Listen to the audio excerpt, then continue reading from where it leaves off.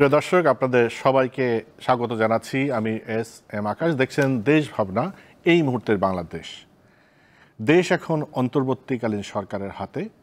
সংস্কার করা হবে, বিভিন্ন কর্মসূচি হাতে নেওয়া হচ্ছে এবং সংস্কার পর নির্বাচন করা হবে বলে বলা হচ্ছে।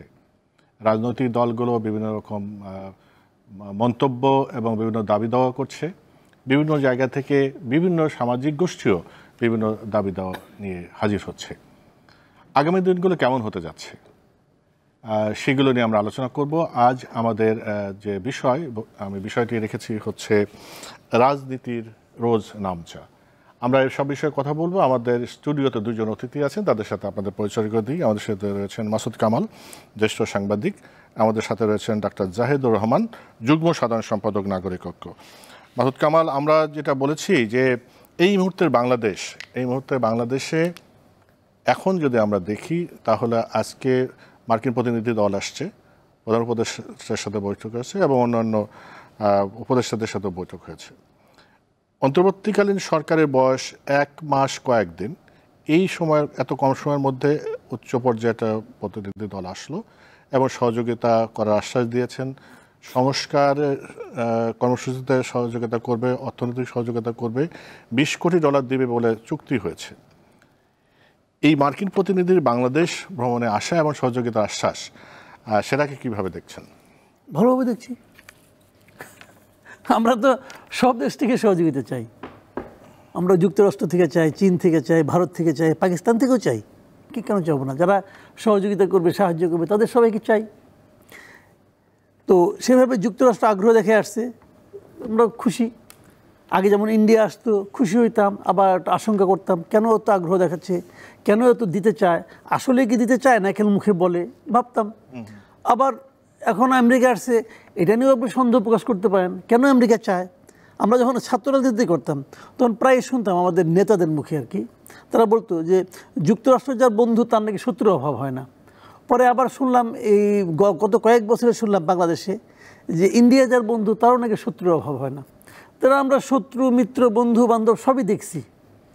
আসলে আলটিমেটলি ঘটনাটা হলো কি, কে আসছে, কে যাচ্ছে, কে দিচ্ছে, কে হাসছে, অথবা কে চোখ টোক রাঙাচ্ছে, এগুলো হচ্ছে ইম্পর্টেন্ট। হলো আমি নিজে কি করতে পারছি। আপনি যদি নিজে কিছু না করেন তাহলে কে আসলো আর কে দিল কিছু যায় আসে না। আপনাকে কেউ দিল, সেটাকে আপনি কীভাবে ইউজ করলেন সেটা হলো গুরুত্বপূর্ণ বিষয়। সেটাকে আপনাকে ইউজ করলেন না বাইরে পাঠিয়ে দিলেন, নাকি আপনি বাইরে পাঠাইলেন না, আপনি বলেন যে আমি বাইরেও পাঠাবো না কিন্তু আমি ব্যবহারও করতে জানি না, এটাও একটা অযোগ্যতা। কিন্তু যে যা দেবে আপনাকে, এটা তো আপনাকে ফেরত দিতে হবে। এটা তো আমাকে ত্রাণ দেয় নাই, কেউ সাহায্য দিচ্ছে, তো আমরা একসময় আপনাকে ফেরত দিতে হবে। তো এই সবই কিন্তু গুরুত্বপূর্ণ। এখন আগে নাটক হইতো, 5 টাকা খরচ করে 25 টাকার বিল করতো, করে 20 টাকা পোলার কাছে পাঠাইতো, ভাইয়ের কাছে পাঠাইতো, ভাগনার কাছে পাঠাইতো, কত কিছু করতো। তো এখন হয়তো সেরকম ভাই ভাগনা নাই, এটা একটা সুবিধা। আবার অন্য কিছু এর মধ্যে গজাবে কি না তাও আমরা জানি না। কিন্তু তো কোশ্চেনটা হলো যে আমরা আসলে কি চাই। মোট কথাটা হলো যে এই একটা অন্তর্বর্তীকালীন সরকার আসছে, এই অন্তর্বর্তীকালীন সরকারের কিছু একটা দায়িত্ব আছে, তারা সেই দায়িত্বগুলো কতটুকু পালন করতে পারতেছে, এটা একটা জিনিস। আর দ্বিতীয় জিনিস হলো ওই দায়িত্বটা পালন করতে তার যতদিন সময় লাগতেছে ততদিন তাকে দেশটাকে চালাতে হচ্ছে। মানে কিছু রুটিন ওয়ার্ক এবং কিছু দীর্ঘমেয়াদী পরিকল্পনা। আবার সব পরিকল্পনা তাকে বাস্তবায়ন করতে হবে এমন কোনো নাই, প্রতিজ্ঞা নাই। সব কাজ তার না, সব কাজ এই ধরনের একটা গভর্নমেন্টের থাকা উচিত না। সেই কাজগুলো করার জন্য একটা মানে এরা তো আসলে জনগণ দ্বারা নির্বাচিত না। কিন্তু এরা উনি তো নিজেও বলছেন, উনি তো বলেন নাই যে আমাকে জনগণ এখানে মানে বসাইছে, উনি বলছেন আমাকে ছাত্ররা বসাইছে। কাজে উনি ছাত্রদের দ্বারা নিয়োগকৃত, জনগণ দ্বারা নিয়োগকৃত হইতে হবে। আগামী যে ভোটটা হবে, এই ভোটে কি কেবল ছাত্ররা ভোট দিবে নাকি দেশের কৃষকও ভোট দিবে? কৃষকও তো দিবে। কাজে তাদের কথাও ভাবতে হবে। সেরকমভাবে সব পরিবর্তন, সব সংস্কার করার দায়িত্ব উনি যদি নেন, বলেন যে আমি সবগুলি শেষ করে যাবো এখান থেকে, এটাও আমি শোভন মানে আকাঙ্ক্ষা বলে মনে করি না। কাজে সেগুলি মিলিয়ে আমি যে মোটা দাগে যেটা দেখি সেটা হলো যে দেশটা এই মুহূর্তে কেমন চলছে, আমি স্বস্তি বোধ করছি কিনা, এটা হলো আমার 1 নম্বর চাই। 2 নম্বর হলো ওনারা যে সংস্কারটা করতে চাচ্ছে, যে মিনিমাম সংস্কারটা আমরা চাই, সেটা হলো একটা গণতান্ত্রিক এনভায়রনমেন্ট ক্রিয়েট করার জন্য মিনিমাম যেগুলো দরকার, নির্বাচন ব্যবস্থা, প্রশাসন, আইন শৃঙ্খলা, মোটামুটি এই কটা হলে হবে, বিচার ব্যবস্থা, যেগুলি উনি যে 6টা যে মানে উনি মোটা দাগে ঘোষণা করেছেন যে সংস্কার করবেন, সেগুলো নিয়ে উনি আসলে কী করতে চান এবং সেগুলো হয়ে গেলে কত দ্রুত উনি নির্বাচন দিবেন, এটুকু আমি চাই। আচ্ছা, ঠিক আছে, এই প্রসঙ্গে নির্বাচন এবং সংস্কার নিয়ে আরও কথা বলবো। ডাক্তার জাহেদুর রহমান, এই যে যুক্তরাষ্ট্রের যে প্রতিনিধি দল আসছে, এর মধ্যে একজন তো খুব পরিচিত আমাদের বাংলাদেশের ডোনাল্ড লু, আর একজন অর্থ বিভাগের লোক আসছে, যেটা এই সংস্কারের জন্য যেটা দরকার অর্থ, সেটা নিয়ে কথাবার্তা হয়েছে। তো এখন যে প্রশ্নটা মানুষের মনে আসছে বা অনেকেই বলছে যে ডোনাল্ড লু কিন্তু এখানে আসার আগে দিল্লি হয়ে আসছে, দিল্লিতে তাদের একটা দ্বিপাক্ষিক বৈঠক ছিল, সেটা করে আসছে। কিন্তু এর আগেও আমরা দেখছি যে ভারতের সাথে তারা 2+2 বৈঠক করেছে, আবার নরেন্দ্র মোদী বাইডেনের সাথে কথা বলেছে, বাংলাদেশ ইস্যু ছিল। তো এখন দিল্লি তো একটা চোখে বাংলাদেশকে দেখতো আগে সরকার, এখন শেখ হাসিনার পতনের পরে এবং ডোনাল্ড লু ভারত হয়ে বাংলাদেশে আসার পর একটা প্রশ্ন আমরা আপনার কাছ থেকে জানতে চাই যে দিল্লি শেখ হাসিনা পতনের পর বাংলাদেশকে যেভাবে দেখছে, একইভাবে যুক্তরাষ্ট্র দেখছে কিনা? ধন্যবাদ। এই অঞ্চলে আমেরিকার একটা প্রবলেমের জায়গা তৈরি হয়েছে, সেটা হলো আমেরিকা বা যে কোনো দেশ, আসলে আমরা কোনো দেশ আরেকটা দেশকে ইন্টারন্যাশনাল রিলেশনসের ক্ষেত্রে চ্যারিটি করবে না, আমরা যারা এক্সপেক্ট করি তারা ভুল মনে করি। এমনকি যে গ্র্যান্ট, মাসুদ ভাই যে বলছেন যে ঋণ আছে, গ্র্যান্টও যে দেয়, গ্র্যান্টও একটা পলিটিক্স। সুতরাং কোনো কিছু চ্যারিটি না, এটা নিয়ে কোনো সন্দেহের কিছু। সুতরাং আমেরিকা বাংলাদেশের সাথে যেভাবে এনগেজ করতে চেয়েছে তার স্বার্থে বহুবার গত ইলেকশনের আগে আলাপগুলো আমরা করেছি, সেটা হলো আমরা আমেরিকার ওই পদক্ষেপগুলোকে সমর্থন করছিলাম, কারণ সেটা আমাদের লড়াইটাকে হেল্প করছিল। ও আমাকে শেখ হাসিনাকে সরিয়ে আমার সরকার বসিয়ে দেবে সেটা চাইনি, আমার যে লড়াই সেটাকে সাহায্য হচ্ছিল। এটা তো ট্রু। আপনি যখন র্যাবের উপরে স্যাংশন দিয়েছেন তখন দুম করে সব এক্সট্রা জুডিশিয়াল কিলিং বন্ধ হয়ে গেল, কত শত মানুষের জীবন বেঁচেছে ওই স্যাংশন, আমরা তো জানি। ওটার কারণেই বিরোধী দলগুলো রাস্তায় আসতে পারলো। এখন আমেরিকার সমস্যা যেটা বলছিলাম সেটা হলো আমেরিকা তার স্বার্থ আছে এই অঞ্চলে, স্বার্থ হচ্ছে বিশেষ করে আমি যদি সিকিউরিটি স্বার্থের কথা হয়, তার বাজারেরও ব্যাপার আছে। ভারত তো বিরাট বাজার, আমাদের বাজারও ছোট না। সো তাদের সাধারণ পণ্য, তাদের মিলিটারি পণ্য, সব কিছুর বাজার আমরা। কিন্তু তার চাইতে জরুরি কথা সিকিউরিটি। এখানে সে ইন্দো প্যাসিফিক স্ট্র্যাটেজি করছে, যেটার উদ্দেশ্য হচ্ছে চায়নাকে কন্টেইন করা। এখন বাংলাদেশ তার এলাকায় এখানে চায় সে, কারণ বে অফ বেঙ্গলের অত্যন্ত গুরুত্বপূর্ণ একটা পজিশনে আমরা বসে আছি। এদিকে ভারত তো তার দীর্ঘদিন থেকে, এমনকি ভারতের সাথে তার তো কোয়াড নামে একটা মিলিটারি প্যাক্টও আছে। এই পরিস্থিতিতে সমস্যা হচ্ছে বর্তমান সরকারের সাথে ভারত যে ধরনের আচরণ করছে এটা আমেরিকার জন্য স্বস্তিদায়ক না। কারণ আমেরিকা চায় বাংলাদেশ ভারত মানে জাতি হিসাবে, সরকার না, জাতি হিসাবে একসাথে কাজ করুক, এবং আমেরিকা চাওয়া হচ্ছে সে আমেরিকার সাথে অ্যালাইন থাকুক, তার চাওয়া এটা। এতদিন পর্যন্ত ভারতের সাথে শেখ হাসিনার অ্যালাইনমেন্ট ছিল, ওনারা দুজনের সাথে ছিলেন, কিন্তু জাতির সাথে অ্যালাইন ছিলেন না। আমি ধারণা করি ডোনাল্ড লু যে গেছেন আমেরিকা, ইন্ডিয়াতে বাংলাদেশের পত্রপত্রিকা এরকম বলেছে যে বাংলাদেশের এই সরকারের প্রতি ভারতের অ্যাটিটিউড নিয়ে তারা আলোচনা করবেন এবং সরকারকে যাতে ঝামেলা না করে এরকম আহ্বান তারা জানাবেন বলে এগুলো বিভিন্ন সূত্র থেকে দিয়েছেন। আমি সেটাকে দ্বিমত করি না, একমত। এবং আমি একটু যোগ করতে চাই, ডোনাল্ড লু ইন্ডিয়াতে গিয়ে কি করেছেন আমি খুব খোঁজাখুঁজি করে দেখলাম কোনো ইন্ডিয়ান নিউজ পেপারে উনি যাচ্ছেন এই নিউজ পাওয়া গেছে, এরপর কোথাও কোনো নিউজ পাইনি। আমেরিকা স্টেট ডিপার্টমেন্ট এটা নিয়ে একটা স্টেটমেন্ট, যেটা অফিসিয়াল স্টেটমেন্ট দিয়েছে, সেখানেও কিন্তু একটা 2+2 বৈঠক হবে।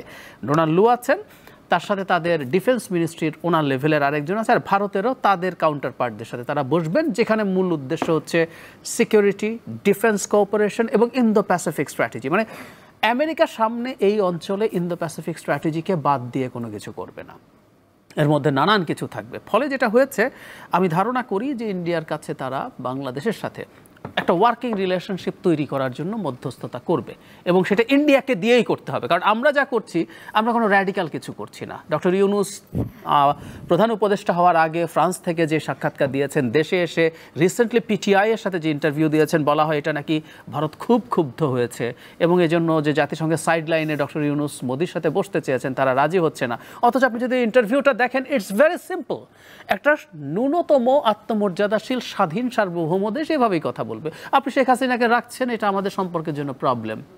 উনি যদি থাকেন ওনাকে মুখ বন্ধ রাখতে হবে। এই ধরনের কথা খুব সহজ, খুব সিম্পল। আমি আপনার সাথে যেসব চুক্তি হয়েছিল যেগুলো নিয়ে অসমতা আছে, কারণ এটা তো সত্যি সত্যি বাংলাদেশে ইজ এ হিউজ পারসেপশন, আমাদের করিডোরের চুক্তি, আদানির চুক্তি, এগুলো আমরা পুনর্বিবেচনা করবো, উনি বাতিল করবও বলেন নাই। কিন্তু কি দাঁড়ালো, ভারত দীর্ঘদিন থেকে বাংলাদেশে 15 বছর ধরে একটা স্লেভ, একদম একটা দাসসুলভ সরকার পেয়েছে, এখন সেটা ভাল লাগছে না। সো এখানে আমেরিকা এসে যদি তার জায়গা থেকে ভারতকে এই ব্যাপারগুলোতে মধ্যস্থতা করা বা ভারতকে কিছু বোঝানো বা একটু যদি বলি একটু চাপও যদি দেয় যে তোমাকে বাংলাদেশের সাথে কোঅপারেট করতে হবে, সেটা হতেই পারে। এবং এগুলো কোনোদিন আসলে অফিসিয়াল স্টেটমেন্টে লিখে দেবে না, আমার মনে হয় সেটাই করার চেষ্টা করেছে। এবং আমেরিকা বাংলাদেশে এটা ঘোষণাই করেছিল, মাঝখানে জাস্ট কিছুদিন ইলেকশনের আগে চুপ হয়েছিল, তারা বাংলাদেশকে আর ভারতের চোখে দেখে না।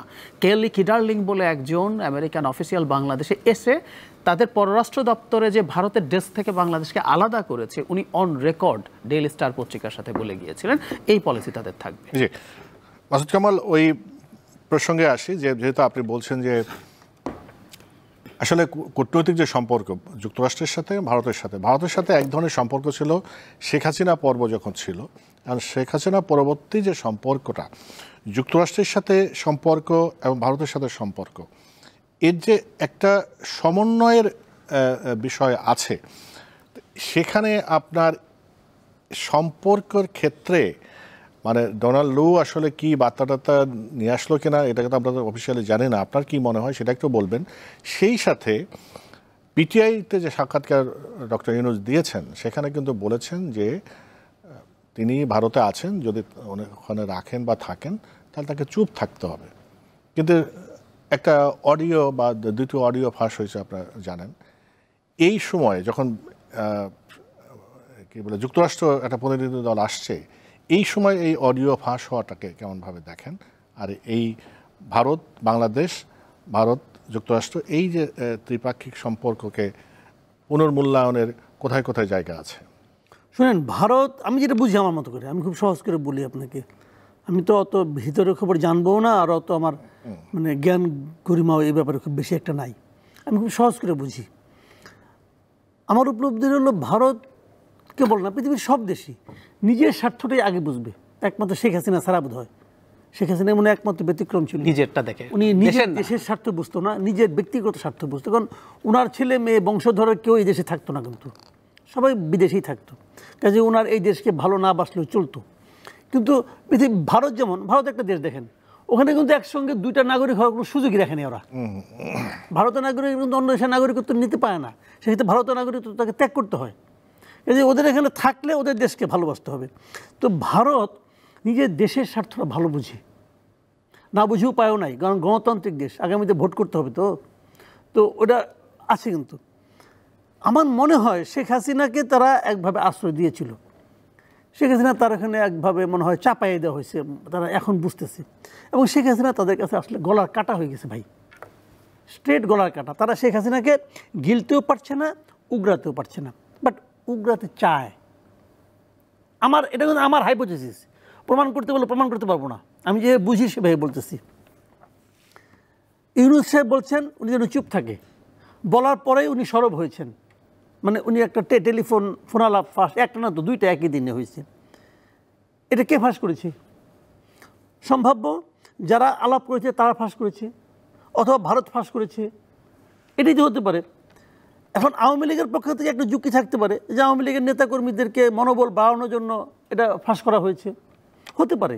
তো মনোবল কতটুকু বাড়ছে এটা আমি বুঝতে পারি না, মানে আমি তো এরপর আওয়ামী লীগের কোনো সারা শব্দ দেখি না, কিন্তু মনোবল বাড়ছে এই হাইপোথিসিস মনে হয় খাটে না। তাহলে কে করতে পারে? আমার ধারণা এটা ভারত গভর্নমেন্ট করছে, এটাকে ফাঁস করছে। কেন করছে?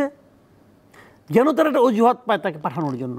দেখেন 45 দিন কিন্তু ঘনে আসতেছে, 45 দিনের পরে হয় ওনাকে তাকে রাখতে হবে, রাখলে পরে রাজনৈতিক আশ্রয় দিতে হবে, তাহলে তার স্ট্যাটাসটা কী হবে? হয় পলিটিক্যাল অ্যাসাইলাম সে ওখানে নেবে, অথবা তাকে ওখান থেকে বের করে দেবে। বের করে দিবে কোথায়? আকাশে উঠাই দেবে? সে নামবে কই? নামার জায়গা নাই রে ভাই, ঠিক কিনা? তো এখন আর আকাশে বা উঠাবে কি দিয়া? তাদের হেলিকপ্টার দিয়া? কি কেমনি ঘটনাটা কেমনে ঘটবে ভাই? একটা কিছু তো ঘটাইতে হবে।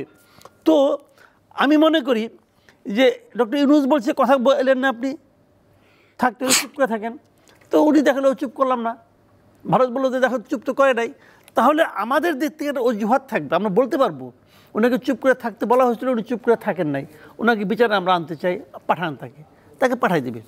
আমি একদম দিব্য চোখে দেখতেছি যে শেখ হাসিনা বাংলাদেশের আদালতকে ফেস করতে হচ্ছে এবং ওনাকে সেই পরিণতির চেয়ে আরও কয়েক গুণ বেশি পরিণতি ভোগ করতে হচ্ছে, যে পরিণতি উনি জোর করে খালেদা জিয়ার উপর চাপিয়ে দিয়েছিলেন। আমি একদম দিব্য চোখে দেখতেছি, ওনার এছাড়া আর কোনো গত্যন্তর নাই এবং সেই লাইনেই যাচ্ছে এবং সেই লাইনে যাওয়ার জন্যই ভারত এই ক্যারিকেচারটা করছে। এটা আমার ধারণা, প্রমাণ করতে পারবো না, আচ্ছা, কিন্তু এটাই মনে করি ঘটনা ওই দিয়েই যাচ্ছে। দেখেন না আপনি, আর এই 1-1.5 মাস দেখেন, 1 মাসের মধ্যেই। আচ্ছা ডক্টর জাহিদুর রহমান, যে প্রশ্নটা আপনাকে করেছিলাম, শেখ হাসিনা এখন ভারতে আছেন, বাংলাদেশ থেকে পালিয়ে সেই ভারতে আশ্রয় আছে। এমনিতে আমরা যতদূর পত্রপত্রিকায় দেখেছি যে 45 দিন মতো সেখানে থাকতে পারবেন, যে পাসপোর্ট যেহেতু বাতিল হয়ে গেছে লাল। এরপরে কি হবে? এখন শেখ হাসিনা তো ভারতের কাছে একটা বড় ইনভেস্টমেন্ট ছিল বাংলাদেশে, তো সেটা তার কাছে আছে। এখন শেখ হাসিনার প্রয়োজনীয়তা কি ভারতের কাছে শেষ হয়ে গেছে, অথবা মাসুদ কামাল যেটা বললেন যেটা গলার কাটা হয়ে গিয়েছে? আপনার বিশ্লেষণ কি? ধন্যবাদ। ভারতের এটা গলার কাটা, কোনো সন্দেহ নাই, কিন্তু আমি মনে করি গলার কাঁটা থেকে ভারতের মুক্ত হওয়া সম্ভব না এবং মুক্ত হবেও না। আমি মাসুদ ভাই যেটা বলেছেন এটা একটা প্রবাবিলিটি, এটা একটা হতে পারে যৌক্তিক। আরেকটা প্রবাবিলিটি আছে যেটাকে আমি আবার মনে করি সেটা হওয়ার সম্ভাবনাই বেশি। শেখ হাসিনাকে বাংলাদেশে যদি ফেরত পাঠানো হয়, ভারতের একটা বড় সংকট আছে। এবং আমি খেয়াল করলাম ভারতের বিজেপির সাথে রাহুল গান্ধী রিসেন্টলি একদম মোদির টোনে কথা বলেছে, কিন্তু একজন গুরুত্বপূর্ণ কংগ্রেস নেতা সিরিয়াসলি ডিফার করে কথা বলেছেন, সেটা শশী থারুর। খুব চমৎকারভাবে উনি ডিফাই করেছেন, মোদি যা যা বলেছেন এগুলোকে কমব্যাট করেছেন। কিন্তু শশী থারুরও একটা পয়েন্টে কিন্তু একমত, সেটা হচ্ছে শেখ হাসিনাকে ভারতে রাখা নিয়ে। উনি বলছেন আমাদের কোনো বন্ধুকে আমরা যদি আশ্রয় না দিই এটা একটা ব্যাড প্রেসিডেন্স হবে। আমি এইভাবে বলি, ভারত ভবিষ্যতে কোট আনকোট, আমরা সহজ ভাষায় যদি বলে ফেলি, আরও দালাল চাইবে এই দেশে, যে রাষ্ট্রকে ধ্বংস করে তার পারপাস সার্ভ করবে। স্লেভ চাইবে শেখ হাসিনার মতো। শেখ হাসিনার যদি এই পরিণতি দেখে, তার স্লেভ কেউ হতে চাইবে বলে মনে হয় না। তার চেয়ে ভয়ঙ্কর কথা আছে, ভারত যদি শেখ হাসিনাকে বাংলাদেশে ফেরত পাঠায়, হ্যাঁ শেখ হাসিনা ডিল করেছেন, তার নিজের বেনিফিট আছে তাতে দিয়েছেন, উনি কিন্তু ভারতের এটাকে চরম অকৃতজ্ঞতা হিসাবে দেখবেন এবং দেশে আসার পর উনি এমন সব তথ্য আমাদেরকে দিতে পারবেন ভারতকে নিয়ে, এবং উনি এটা দেবেন, কারণ উনি খুবই ভিনডিকটিভ মানুষ। উনি দেবেন যাতে ভারতের কিন্তু ডিজাস্টার হয়ে যাবে বাংলাদেশে আরও। আমরা তো জানি ব্যাপারগুলো ভারত কী করেছে। একটা উদাহরণ দিই, বেনজিরের মতো লোকজন অনেক টাকা কামিয়েছে আমরা জানি, কিন্তু যখন তার তথ্য স্পেসিফিকলি আমাদের সামনে আসলো, তার সম্পদ, তার শত শত বিঘা জমির খবর, আমরা তারপর একটু ধাক্কা তো খেয়েছি। ঠিক একইভাবে ভারত সম্পর্কে শেখ হাসিনা কিভাবে বাংলাদেশকে কোথায় কোথায় ভারত ক্ষতিগ্রস্ত করেছে, শেখ হাসিনা এগুলো সব বলে দেবেন, শিওর আমি। এইটাই একটা বড় ঝুঁকির জায়গা ভারতের জন্য, কারণ যখন এইসব ইনভেস্টিগেশন আসা শুরু করে, আজকে তো অনেক ভয়ঙ্কর তথ্য আসা শুরু হচ্ছে। যেমন ধরুন বিডিআর যে ম্যাসাকার হলো, বিডিআর ম্যাসাকারের সাথে ভারতের ইনভলভমেন্ট নিয়ে এখন ওইখানে থাকা যারা এতদিন কথা বলতে পারেননি, মানুষজন কথা বলতে শুরু করেছে। আমরা মাস্টার মাইন্ড বেটার পেছনে কি আছে এরকম করে শুরু করলে আরও বহু ইস্যু, ইলেকশন ম্যানিপুলেশন, এই সেই নানান কিছুতে ভারত কি করেছে না করেছে অনেক কিছু বেরোবে। সেজন্য আমার ধারণা ভারত এটা করবে না। প্রয়োজনীয়তা ফুরিয়েছে কিনা, আসলে প্রয়োজনীয়তা ফুরিয়েছে এবং ভারত এটা মেনে নেওয়া উচিত। যেমন 45 ডেজ পরে যেটা হয়েছে, আমাদের যে প্রত্যর্পণ চুক্তি আছে সেটাকে এড়ানোর জন্য নানান পথ আছে। ভারতের আসলে না দিয়ে পারবে না তা না, কিন্তু সমস্যা হচ্ছে উনি থার্ড কোনো দেশে চলে গেলে ভারতের জন্য ভালো। ভারত তার জায়গা থেকে সিরিয়াসলি হয়তো সেটা চেষ্টা করবে, সেটা 45 ডেজের একটু বেশি সময় লাগতেও পারে। কিন্তু যেটা তার রাজনৈতিক কোনো প্রয়োজন, তাকে যেটা ইউজ করা, সেটা কিন্তু আসলে শেষ হয়ে গেছে বলে আমি মনে করি। এবং ভারতের উচিত ছিল এটা মেনে নিয়ে আমাদের এই যে নতুন সরকারটা তৈরি হলো, যেটা জনমানুষের রক্তের ওপর দিয়ে এসে, তার সাথে কোঅপারেট করা। কিন্তু যেটা হয় যে ভারত দীর্ঘদিন থেকে এই এলাকায় একটা কলোনাইজারের মতো আচরণ করেছে। সেখানে কলোনাইজার, আমরা সব কলোনি, সো তার ইগোতে লেগেছে। এবং ইগোতে লাগলে যেটা হয়, আপনি আসলে ইগো দিয়ে যদি কাজ করেন, আপনি দেখবেন আপনার যুক্তি টুক্তি মাথায় খুব বেশি কাজ করে না। তো ভারতের অ্যাটিটিউড দেখে মনে হচ্ছে শেখ হাসিনা এখনও তাদের জন্য খুবই দরকারি জিনিস, কিন্তু একেবারেই আমি সেটা মনে করি না। আচ্ছা মাসুদ কামাল, যেটা আপনি শুরু থেকে বলছিলেন যে এই যে সরকার 1 মাস কয়েকদিন আছে অন্তর্বর্তীকালীন সরকার, এই সময়ে আপনি বা জনগণ আসলে কতটা স্বস্তি বোধ করছে, সেটা একটা বড় প্রশ্ন আপনি বলেছেন। আপনার কাছে ওটাই জানতে চাই, আসলে আপনি কি স্বস্তি বোধ করছেন? দেখেন, আপনি একজন লোককে যত আরামে রাখেন, যদি বেহেশতেও নিয়ে যান, তাহলে সে বলবে গরম নাই কেন। বুঝলেন ব্যাপারটা? আপনি তাকে যত আরাম, এটা হিউম্যান নেচার, যত আরামে রাখেন সে কিন্তু ওইখানেও কিছু প্রবলেম খুঁজে বের করবে। এখন আমাকে যদি বলেন স্বস্তি বোধ করছেন কিনা, ভাই গত 1 মাস ধরে এই দেশে আমার মাথার উপরে শেখ হাসিনা নাই, এর চেয়ে বড় স্বস্তি আর কী হইতে পারে ভাই? একজন সাংবাদিক হিসেবে বলেন, একজন মানুষ হিসেবে বলেন, একজন মানে বাজার করা লোক হিসেবে বলেন, কেরানি হিসেবে যে হিসেবে বলেন, এর চেয়ে বড় স্বস্তি আর কী হইতে পারে? তো এই দিক দিয়ে আমি মহানন্দে আছি। যেই আপনি আমাকে মহানন্দে রাখলেন, তখনই কিন্তু আমি অন্য অন্য প্রবলেমগুলি খুঁজে আরম্ভ করব, যে ওইটা নাই কেন, সেটা নাই কেন, বাজারের দাম বেশি কেন, পুলিশ নাই কেন, আর বিকালবেলা এই মানে রাত 10টার পরে ট্রাফিক পাই না কেন। তো এই যে প্রবলেমগুলো, এই প্রবলেমগুলো কি অপ্রয়োজনীয় প্রবলেম? তাও কিন্তু না, তাও কিন্তু না। তো একদিক দিয়ে মহাস্বস্তিতে আছি, আরেক দিক দিয়ে আমরা তো আরও স্বস্তি চাই। মানুষের তো চাওয়ার কোনো শেষ নাই, এবং মানুষ একটা অতৃপ্ত প্রাণী বাই নেচার। সে কখনোই তৃপ্ত হয় না। যখনই আপনাদের কিছু দিবেন সে আরও কিছু চায়। হ্যাঁ, তখন বলবে যে এত ভালো কেন, এটাও বলবে। তো সেই হিসাবে আমরা আরও কিছু চাই। যেমন আমি তো এই সরকারের কাছে বলি, ওনারা কিছু সংস্কার করবে, কিছু দিক নির্দেশনা দিবে, ভবিষ্যৎ যাতে আর কেউ ফেসিবাদী হইয়া না উঠতে পারে সেই জন্য ব্যবস্থা করবে, এগুলি সবই চাই। আবার যখন খুব লজিক্যাল হয় তখন বলি না, রাতারাতি চাই না, তবে এটা যে তারা করার চেষ্টা করতেছে তার শুরুটা দৃশ্যমান হোক, এটা চাই। এভাবে বলি। যখন বা ঠিক আছে এই দৃশ্যমান করে দিলাম, তারপরে বললাম কি ভাই বাজার দর তো আপনি কিছু করতে পারলেন না, পারে নাই। তারপরে বললাম বিদ্যুৎ তো কিছু করতে পারলেন না, ওটাও পারে নাই। এখন এটা কি আগের ব্যর্থতার ধারাবাহিকতা, নাকি আপনারা পারছেন না? এটা ব্যাখ্যা করার জন্য কিন্তু সময় আসবে, আরও টাইম লাগবে, হয়তো ব্যাখ্যা করতে যাবে। আইন শৃঙ্খলা কিছু তো করতে পারলেন না ভাই। থানায় গেলে পরে পুলিশ বলে লেখা যান, আর কিছু করে না। এটা কিন্তু হচ্ছে। চাঁদাবাজি বন্ধ তো করতে পারেন নাই, কেন পারেন নাই? এখন এই প্রশ্নগুলো যদি আমি করি, তাহলে হয়তো আপনি বলবেন ভাই 1 মাসের সময় দিতে যাবেন না, 1 মাসের সময় দিবেন না, মাত্র 1.5 মাস হয়েছে, দেখেন না আর কিছুদিন। তো ঠিক আছে দেখবো। তখন আমি আবার পাল্টা প্রশ্ন করি, ভাই বলেন আপনি কতদিন দেখবো? তখন আবার আপনি কিছু বলতে পারেন না, এবং ওনারাও কিছু কিন্তু বলে না যে আমাদের আপনারা কতদিন দেখবেন। ওনাদের মধ্যে 2-1জন উপদেষ্টার কথাবার্তা আমার কাছে মনে হচ্ছে ওনারা মোটামুটি একটা মজা পেয়ে গেছেন। বোধহয় আমাদেরকেও সময় নিয়ে প্রশ্ন করতে পারবে না, আমরা যতদিন পারি থাকবো। কিন্তু ওনাদের প্রত্যেকটা লোককে আমি মনে করি, প্রত্যেকটা লোক ইনক্লুডিং ডক্টর ইউনূস, আমি মনে করি ওনাদের মাথার মধ্যে প্রতিদিন ঘুমাতে যাওয়ার আগে একবার চিন্তা করা উচিত যে আমি কিন্তু ইলেক্টেড না, আমি কিন্তু জনগণের প্রতিনিধিত্ব করি না, আমি বাই চান্স এখানে এসেছি, আমি বাই চান্স এখানে এসেছি। যখন উপদেষ্টাদের তালিকা হচ্ছিল তখন আমাকে যে নিয়ে আসছে, আমি দেশের বেস্ট, এটা বিচার করে কেউ আনে নাই। যিনি বিচার করেছেন ওনার মনে হয়েছে যে পরিচিতদের মধ্যে কে আছে। তখন আপনাকে বলতে বলা হলো যে আমি একটা টিভি করবো, ভাই আমাকে কোনো নিউজ এডিটর দেন তো। আপনি আমাকে একটা তালিকা ধরাই দিলেন, আমি এখান থেকে বেরিয়ে যেতে যেতে আপনি বলবেন ভাই শুনেন ওইটা না, আরও 2-1জন আছে, কিন্তু বলবেন না আপনি, কারণ আপনি কিন্তু ইনস্ট্যান্ট 10 জনের নাম বলতে পারবেন না এতদিন কাজ করার পরেও। তো ওনারা তো মাঝে মাঝে কোনো প্ল্যানিংই ছিল না যে আমি এই কাজটা করতে যাচ্ছি, তখন আবার তাড়াতাড়ি নাম দিতে হয়েছে। তো নাম তো ওইভাবে আসছে, কী করবে? ঠিক আছে, আমি চাকরি করতাম গ্রামীণ ব্যাংক, আমি গ্রামীণ ব্যাংকে ছিলাম, গ্রামীণ ব্যাংক থেকে 5 জনকে নিয়ে আসি। অথবা আমার সঙ্গে না ওই ক্লাবের সঙ্গে দেখা হইতো, তাকে নিয়ে নেই। অথবা আমার এলাকায় চট্টগ্রামে, আমি চট্টগ্রাম থেকে 5 জন নিয়ে আসি। ভাই লোকে দেখলে বলে না, ফান করে তো বলে, ফানকে বলে না, যেটা এনজিও গ্রাম উপদেষ্টা পাইছি, কিছু এনজিও আর কিছু গ্রামীণের গ্রাম, আবার আরেকটা চট্টগ্রাম, আবার চট্টগ্রামও আছে, সবগুলো এনজিও গ্রাম যার করে তার তো অবস্থা কি ডাক্তার সাহেব জানে, হাঁপাইতে থাকে, হাঁপানিও আছে, অনেক আসে ঝিমায়, সব মিলে একটা কিছু পাইছি আর কি আমরা।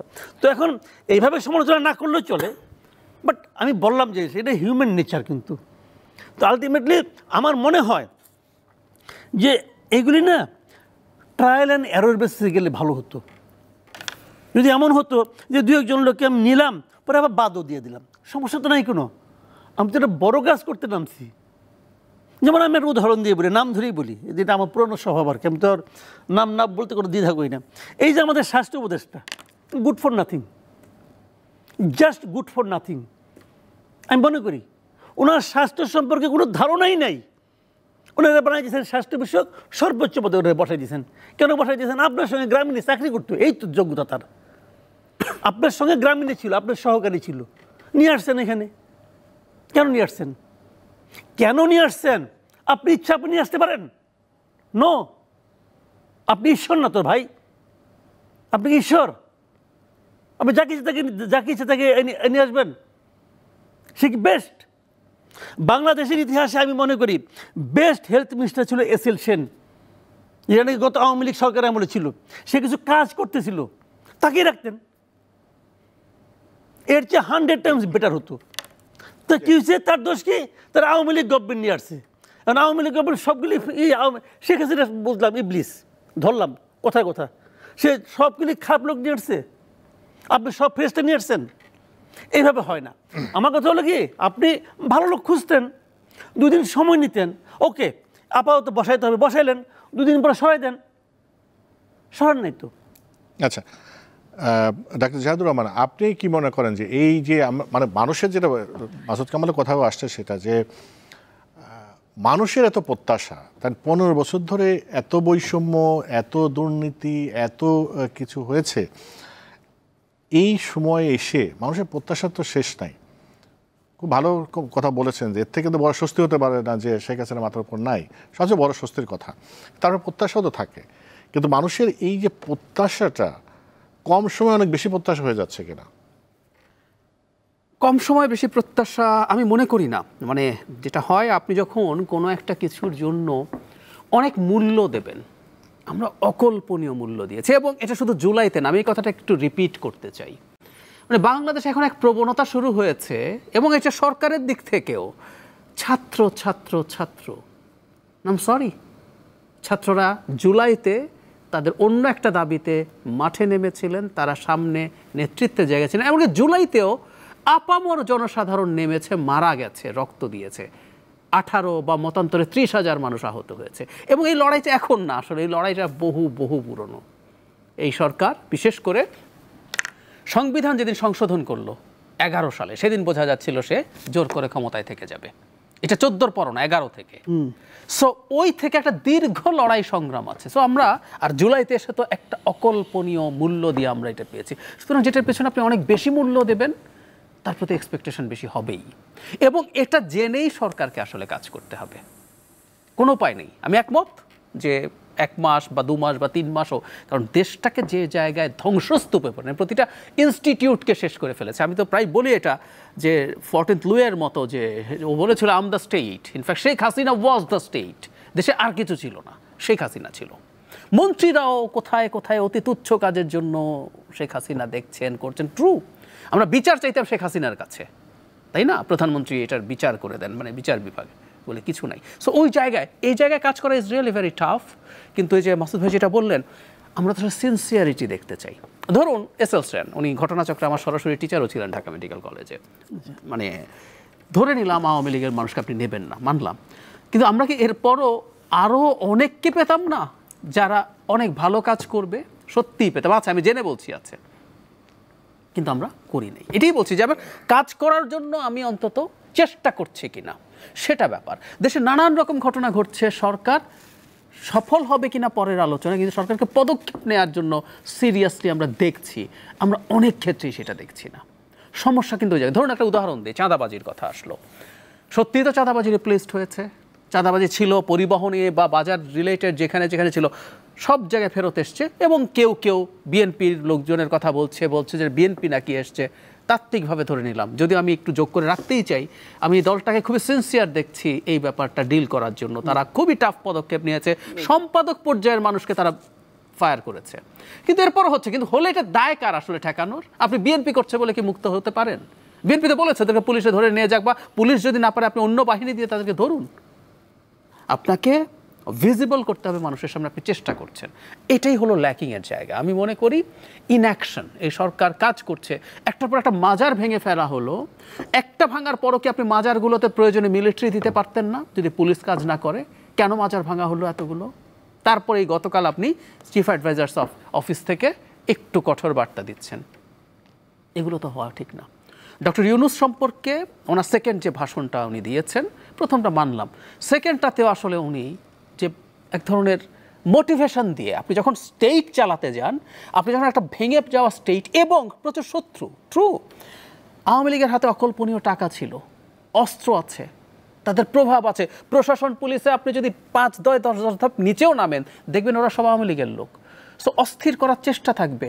ভারত তো প্রকাশ্যে এখনো শত্রুতা করছে আমাদের সাথে, ওর কোনো রাগ ঢাক নাই। এখনো কি খুব কর্ডিয়ালি আমাদের সরকারের সাথে কাজ করবে এরকম জেস্টার দেখিয়েছে? দেখায়নি তো। ডক্টর ইউনূস তো নিজে চেয়েছিলেন মোদির সাথে সাইড লাইনে বসবেন, উনি বার্তা দিলেন না আমি তোমাকে ওই আগের মতো নেগেটিভ অবস্থানেই রাখবো। সো এত সব কিছু যখন আছে আপনাকে তো সতর্ক হতে হবে। আমি আপনার অ্যাকশন দেখতে চাইছি। অনেকগুলো মাজার ভাঙলো, এরপর এখন মাজারের মানুষজন কিন্তু রাস্তায় নেমেছে। আমরা কি এখন এই দুই গ্রুপের মধ্যে আরেকটা এনার্কি, আরেকটা রক্তারক্তি দেখব? এখনো বিভিন্ন জায়গায় মব তৈরি হচ্ছে, এখনো বিভিন্ন জায়গায় সমন্বয়করা গিয়ে হাজির হচ্ছে। রীতিমতো আমি দেখে অবাক হয়েছি, একটু বলতেই চাই। প্রশাসনে ডিসি নিয়োগ নিয়ে তুলকালাম হলো, সচিবালয়ে জনৈক সমন্বয়ক নাকি একজন যুগ্ম সচিবের সাথে বসে তালিকা করছে, একটা জাতীয় দৈনিকে এই নিউজ করেছে।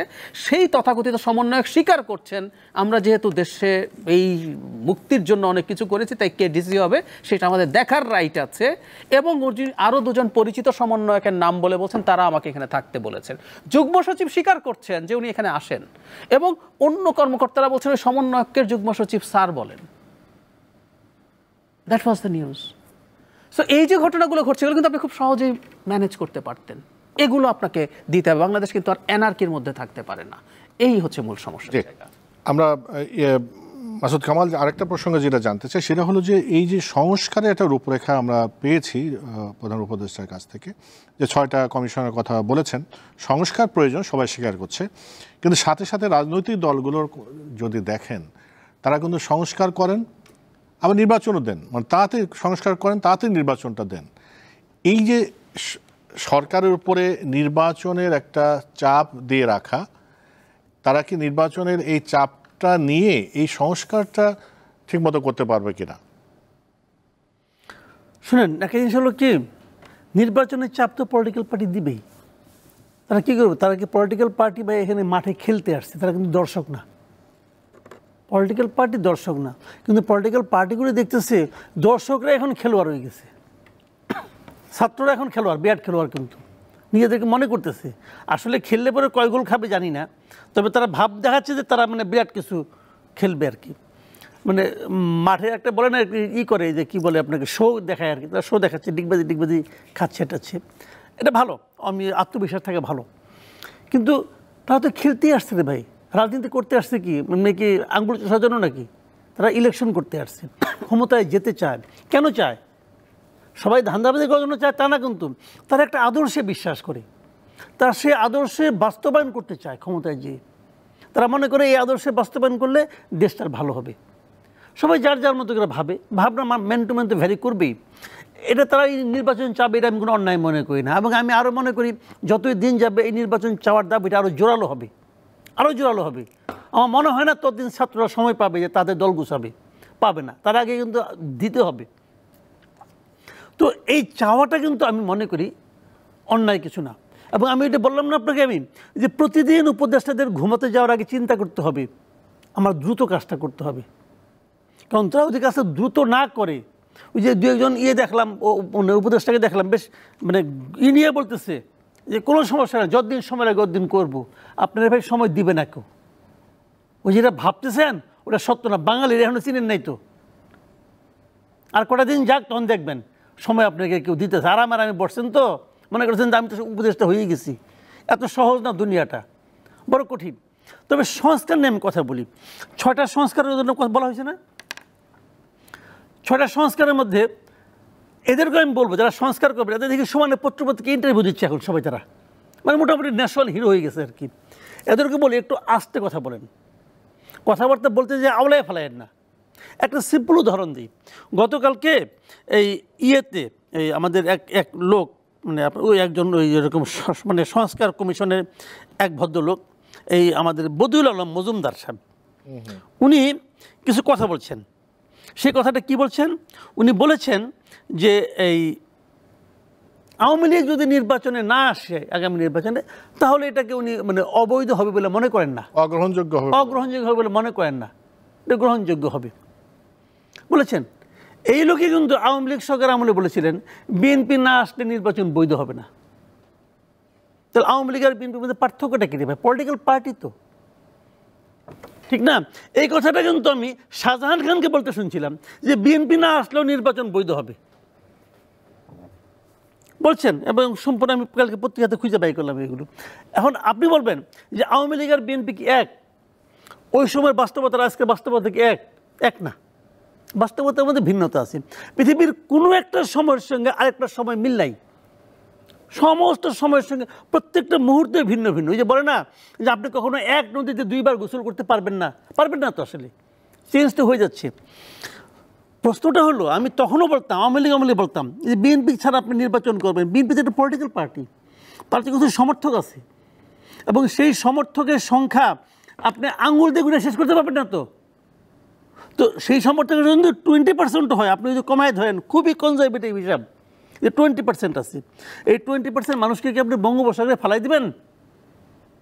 ফেলাই দিতে পারবেন না তো। আপনি যেদিন জামাতকে নিষিদ্ধ করলেন, ওই দিন আমি বলছি জামাতকে নিষিদ্ধ আপনি করতে পারেন না, কোনো পলিটিক্যাল পার্টিকে আপনি নিষিদ্ধ করতে পারেন না যতক্ষণ সে রাষ্ট্রবিরোধী কথা না বলছে। এমনকি আমি হিজবুত তাহরিরকেও নিষিদ্ধ করার পক্ষে না, যেটা নাকি তখন করছিল বিডিআর বিদ্রোহের সময় করছিল। ওরা কি মনে করছিল? বলছে ওরা নাকি সন্ত্রাসী কর্মকাণ্ড করে। আপনি সারাদিন বসে ইন্টারনেটে খুঁজেন যে হিজবুত তাহরিরের সন্ত্রাসী কর্মকাণ্ড কী করছে, আওয়ামী লীগ গভর্নমেন্ট বলতে পারবে কী করছে? কারণ ওরা একটাই করছে, ওরা বিডিআর বিদ্রোহকে নিয়ে সন্দেহ প্রকাশ করছিল। এটি ওদের একমাত্র প্রকাশ্য অপরাধ আওয়ামী লীগ করছে, যাও করুক।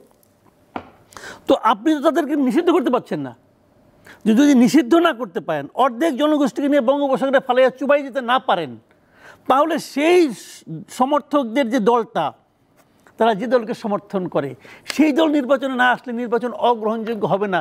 বদিউল আলম মজুমদার সাহেবকে এই থিওরি সে কোথায় পাইছে? নির্বাচন ব্যবস্থা সে সংস্কার করব, তার সংস্কার কাজ শুরুই করে নাই। আমি তো তাকে নিয়ে এখনই সন্দেহ পোষণ করতেছি। আমি তো মনে করি তার সংস্কার ভালো হবে না। এদেশের একজন নাগরিক হিসেবে মনে করি তার সংস্কার একপাক্ষিক হবে। একটা পার্টি, আওয়ামী লীগের মতো একটা স্বৈরাচারী পার্টি, ধরলাম পার্টি স্বৈরাচারী, শেখ হাসিনা স্বৈরাচারী। শেখ হাসিনার আমলে আওয়ামী লীগ শেখ হাসিনার মতো করে কথা বলতো। শেখ হাসিনা বিহীন আওয়ামী লীগ তাই হবে? নাও তো হতে পারে। বঙ্গবন্ধুর আওয়ামী লীগ আর শেখ হাসিনা আওয়ামী লীগ এক ছিল? মাঝখানে তো মালিকগুলোর আওয়ামী লীগ ছিল, এক ছিল। ব্যক্তির কারণে বাংলাদেশের দলের চেহারা চেঞ্জ হয়ে যায়, ক্যারেক্টার চেঞ্জ হয়ে যায়। খালেদা জিয়ার বিএনপি আর তারেক রহমানের বিএনপি এক না। 2007-এর বিএনপি আর 2024-এর বিএনপি এক না। এখন যে বিএনপি অ্যাকশনগুলি নিচ্ছে, এই অ্যাকশনগুলি 2007-এ বিএনপি নিত না, চেঞ্জ হয়ে গেছে। তো এখন যদি 2007-এ বিএনপি কী করছে, ওটা যে যদি আপনি আজকের বিএনপিকে বিচার করেন, অথবা আজকের থেকে 10 বছর পরে বিএনপিকে বিচার করেন, ভুল হবে। এই সংস্কার কি হবে এটা আমার নিয়ে কিন্তু বহুত সন্দেহ আছে ভাইয়া। আচ্ছা, আমরা সবাই দেখবো। আমরা তো এই জন্যে আমরা সংস্কারে যাতে সংস্কার না করতে হয় সেই জন্যই তো আমাদের কথাবার্তা বলা। ডাক্তার জাহিদুর রহমান, যেটা বলছিলাম যে এটা নির্বাচন, রাজনৈতিক দলগুলো তো নির্বাচন চাইবেই, এবং যাতে নির্বাচনটা সেই রকম নির্বাচন হয় যেটা আমরা এতদিন ধরে 15 বছর বা 16 বছর ধরে বলে আসছি, জনগণ যাতে ভোটাধিকার দিতে পারে, এবং সেই নির্বাচনে যাতে কোনো রাজনৈতিক দল এই শেখ হাসিনার মতো ফ্যাসিস্ট না হয়ে ওঠে, সেই সংস্কার তো আমাদের করা দরকার। তো সেক্ষেত্রে এই যে বারবার নির্বাচনও চাওয়া আবার সংস্কারও চাওয়া, সেটাকে আপনি মানে বারবার মানে সরকারকে চাপ দেয়া, চাপ তো যেটা বললে রাজনৈতিক দল তো দিতে পারে, কিন্তু তাড়াতাড়ি সংস্কারকে নির্বাচন দেন। এখন তাড়াতাড়ি বা কখনো বলা হয় যে যৌক্তিক সময়ের মধ্যে সংস্কার করেন, আবার যৌক্তিক সময়ের কথা যখন বলা হয়েছে তখন তারা বলে না যৌক্তিক সময়টা আসলে কি। সবাই পলিটিক্যালি কারেক্ট থাকতে চায়, এটা হচ্ছে ব্যাপার। আমি একটু মাসুদ ভাইয়ের সাথে আমি একটা জায়গায় একটা জিনিস একটু এক্সট্রা ইনফরমেশন যোগ করি। প্রথম কথাটা হচ্ছে আওয়ামী লীগ নিয়ে। আওয়ামী লীগ নির্বাচনে না আসলে কি সেটা অ্যাকসেপ্টেবল হবে?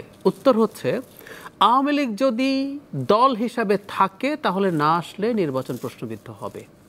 কনজারভেটিভ হিসাব যে 20%, এটা আমি অ্যাগ্রি করি। আমরা একটু খোলামেলা যদি বলেই ফেলি, বাংলাদেশে হিন্দু সম্প্রদায় প্রায় ব্লাইন্ডলি এই দলটাকে সমর্থন করে, তাদের 9-10% আর অন্তত 10% বাকিদের মধ্যে আছে। So 20% is a huge number of people. কিন্তু এখানে একটা কিন্তু আছে, একটা আলাপ আমাদের পাবলিক স্ফিয়ারে আছে আওয়ামী লীগকে দল হিসাবে নিষিদ্ধ করা উচিত কিনা। সেটা সন্ত্রাস দমন আইনের না, 2009 যে সন্ত্রাস দমন আইন যেটা দিয়ে জামায়াতকে করেছে, এর আগে হিজবুত তাহরিরকে করেছিল, সেটা না। আমরা যদি একটা নতুন আইন করি, আওয়ামী লীগকে এই নজির পৃথিবীর বহু দেশে আছে যে অনেক খুবই ফ্যাসিস্ট দলগুলোকে তার পতনের পর নিষিদ্ধ করার জন্য ন্যারেটিভ আছে, সেই ন্যারেটিভের আলাপ আছে। আমি এটা নিয়ে কোনো পক্ষে আমি যাচ্ছি না, কিন্তু আওয়ামী লীগ যদি নিষিদ্ধ হয় এরকম কোনো গ্রাউন্ডে, তাহলে তো সে আর নাই। ওই 20% তখন কার সাথে যাবে, কি করবে, সেটা তারা সিদ্ধান্ত নেবে। কিন্তু যদি আওয়ামী লীগ দল হিসাবে থাকে, তাহলে 20% মানুষকে আমরা অ্যাকোমোডেট করবো না নির্বাচনে, সেটা হতে পারবে না। সেটা মানে আমরা যদি তাকে লিগালি কোনো রকম কোনো ব্যারিয়ার তৈরি না করি, সেটা হচ্ছে আমার জায়গা থেকে বলা। সংস্কার নিয়ে একটা জিনিস একটু খেয়াল করি, একটা নির্বাচন আপনি আসলে কতদিন পরে দিতে পারেন। আমি একটা ছোট উদাহরণ দিই, বাংলাদেশের পুলিশের লিস্ট কোনো কনফিডেন্স কি এখন আছে? আমি পুলিশের বডি ল্যাঙ্গুয়েজ রাস্তায় খেয়াল করি এবং আমি পুলিশদের সাথে কথা বলে দেখেছি যে তারা কনফিডেন্ট ফিল করছেন না। এখন একটা নির্বাচন হলো, এই মুহূর্তে আমরা খোলামেলা যদি বলি বিএনপি সবচেয়ে বড় দল, অন্যান্য দল আছে যাদের অত বেশি শক্তি নাই, তাদের সামনে বিএনপি, এবার আমি যদি এভাবে বলি, তারা সব কিছু তাদের মতো করে দখল করে যদি নির্বাচন করে ফেলতে চায়, এই পুলিশকে সেটা ঠেকাতে পারবে? কোনো উপায় নেই। সেই পুলিশটা তার কনফিডেন্স ফেরত পাওয়ার জন্য কত সময় লাগবে? কারণ পুলিশ ছাড়া নির্বাচন হবে না, প্রশাসন ছাড়া নির্বাচন হবে না। কারণ আমাদের রিটার্নিং অফিসারও যদি আমরা এটা ভবিষ্যতে চাইবো, এটা আরেক আলোচনা, যে রিটার্নিং অফিসার নির্বাচন কমিশনের অফিসার থেকে দেওয়া উচিত হবে। নাও যদি দেন, বাকি কারা? বাকি সব সরকারের লোকজন, তারা সেইভাবে কাজ করতে পারবে কিনা যাতে অন্তত অন্য যারা অপরাপর শক্তি আছে, এই যে আমরা আওয়ামী লীগের কথা বললাম, ধরলাম ওই নির্বাচনে আওয়ামী লীগ পার্টিসিপেট করছে, তারও তো রাইট থাকবে তখন। সে রাইট প্রিজার্ভ করার জন্য কি যথেষ্ট স্ট্রেংথ পুলিশের আছে, প্রশাসনের আছে? ও টেনশন না করলে নির্বাচন করতে হবে? আসলে হতে পারে না। আর আরেকটা জিনিস আমি মনে করি, এই ধরনের সরকারের কাছেও মানে অন্য দলগুলো যাতে এই সরকারকে আবার খুব বেশি তাচ্ছিল্যও না করে। মানে এই সরকার কিন্তু 1-11 সরকার না, 1-11 সরকার একটা কু ছিল, সামরিক কু, মিলিটারি একটা নতুন ফর্মে এটা করেছে, সামনে কিছু বেসামরিক মানুষজন রেখেছে, কিন্তু এটা ঠিক তা না। এটার পপুলার ম্যান্ডেট, ভোটের ম্যান্ডেট নেই, কিন্তু এটাও শেষ পর্যন্ত হয়তো এক ধরনের বসে সিদ্ধান্ত হয়েছে, কিন্তু এটা একটা প্রচণ্ড রক্তাক্ত গণ অভ্যুত্থানে তৈরি হওয়া সরকার। সো তারও কিছু আসলে ম্যান্ডেট আছে এবং সেখানে শুধু ছাত্র না, অন্যান্য জনগোষ্ঠী কি চায় সেটা কিছুটা হলেও ধারণ করার জায়গা আছে। সুতরাং একটা ব্যালান্সিং ইজ ইম্পর্টেন্ট। এবং আমি মনে করি এই জায়গায় কিন্তু ডক্টর ইউনূস তার দ্বিতীয় ভাষণে সঠিক কথা বলেছেন। উনি যে 6টা কমিশন করেছেন, সেই কমিশনগুলো 3 মাসের মধ্যে রিপোর্ট তৈরি করবে, সেটা নিয়ে উনি with all the stakeholders উনি একটা সময় ফ্রেমও দিচ্ছেন, 3 থেকে 7 দিন খুবই রিগারাস মিটিং করে সবার এক ধরনের কনসেনসাস তৈরির মাধ্যমে কি সংস্কার করবেন সেটা ডিসাইড করবেন। এবং সেটা যদি হয়, বিএনপি সহ অপরাপর দল যদি মেনে নেয় যে আমরা এই সংস্কার করব, তার জন্য এতগুলো দিন লাগবে, তাহলে আর সমস্যা নেই। কিন্তু মূল জায়গাটা আমি এটা একমত যে যদি আমরা একমত হতে পারি, যদি না পারি, এবং এটার সাথে খুব জরুরি কথা, মানুষের জীবনে খুব জরুরি কতগুলো ইস্যু যদি আপনি অ্যাড্রেস করতে না পারেন, আপনি দ্রব্যমূল্য কমাতে পারবেন না, সেই একই চাঁদাবাজি চলবে, সেই একই ঘুষ চলবে, ইনএফিসিয়েন্সি চলবে, বিচার পাবে না মানুষ, তখন না মানুষের কাছে সংস্কার এরকম না। আমি এটুকু বলেই ফেলি, সংস্কার দেশের প্রত্যেকটা প্রান্তিক মানুষকেও হেল্প করে, কিন্তু এটা বোঝে না। এটা বুঝি আপনার আমার মতো কিছু মানুষ। প্রান্তিক মানুষটা যে রাস্তায় মারা গিয়েছিল, ওকে ও 15 টাকায় ডিম কিনতে গিয়ে আর পারছিল না, ও পাঙ্গাস মাছ খাইতো, ওইটা 250 টাকা হয়ে গেছে, ও এখন পাঙ্গাসের কাঁটা কেনে। ও দেখেছে ওর এই সংকট। একটা স্ট্রিট চাইল্ড ডান্ডি নামে একটা নেশার বস্তু, আমরা অনেকে খেয়াল করি না, পলিথিনের মধ্যে জুতার আঠা, ওর মধ্যে টলুইন বলে একটা কেমিক্যাল আছে, ওটা নেশা করে। ওই নেশা করার একটা বড় কারণ হচ্ছে, ওটা করলে আপনার ক্ষুধা কম লাগে। ওই স্ট্রিট শিশু রাস্তায় নেমেছিল, আওয়ামী লীগ মানে ওইটা নিয়ে তাচ্ছিল্য করেছে, টোকাইরা এটা ভেঙে দিয়েছে, তাদের ভাষায় যে টোকাই, ওরা নেমেছে, ওর সংসার টংসার বোঝে না। সুতরাং ওর জীবনযাত্রার ওই রকম একটা লক্ষণীয় উন্নতি যদি না হয়, সব কিছুই ফেল করবে। সরকারকে এটাও মাথায় রাখতে হবে। জি, অনেক ধন্যবাদ। আজ এই পর্যন্তই রাখি। মাসুদ কামাল, অনেক ধন্যবাদ। ডাক্তার জায়েদুর রহমান, আপনাকে অনেক ধন্যবাদ। প্রিয় দর্শক, আজ এই পর্যন্তই দেখলেন দেশ ভাবনা, এই মুহূর্তের বাংলাদেশ।